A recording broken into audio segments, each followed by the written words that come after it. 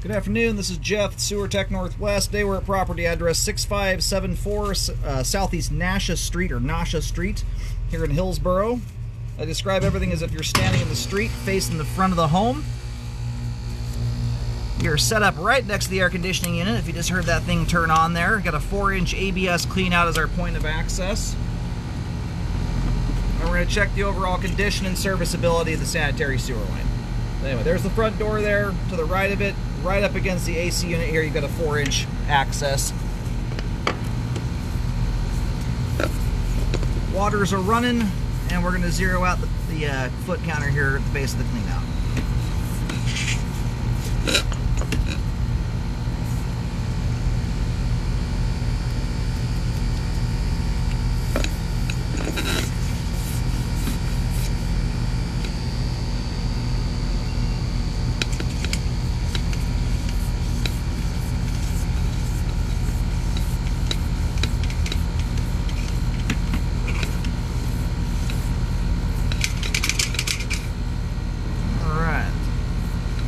Looks like we got a glue, well,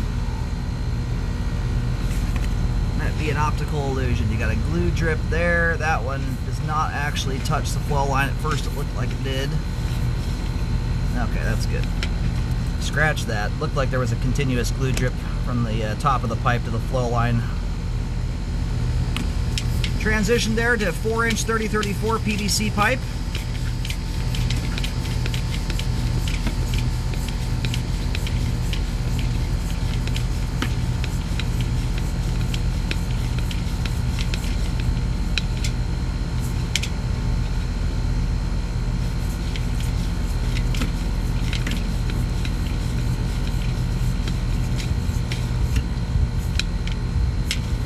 At some of these joints here, we'll get a nicer view of it as we come out.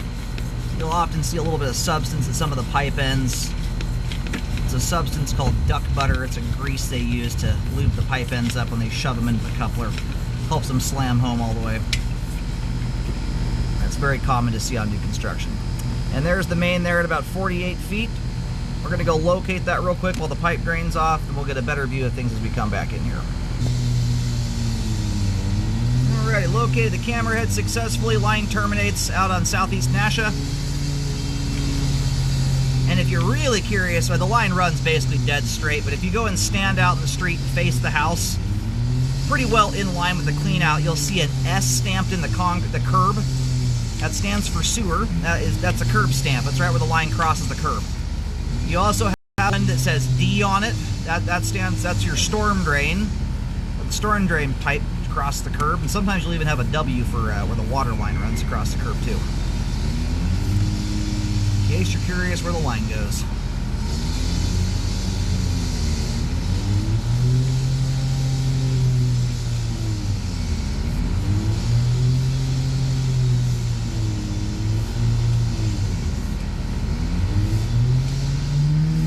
The camera's upside down right now, that's why the water ripples are overhead.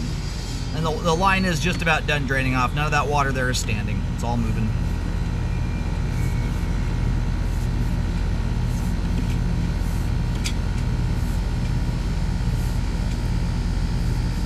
Nice looking line here so far.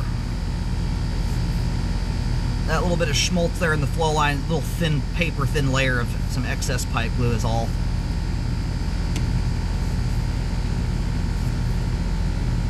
Same thing here, right in the flow line, that little bit of goop there in the flow line is again, it's a little bit of pipe glue, very thin.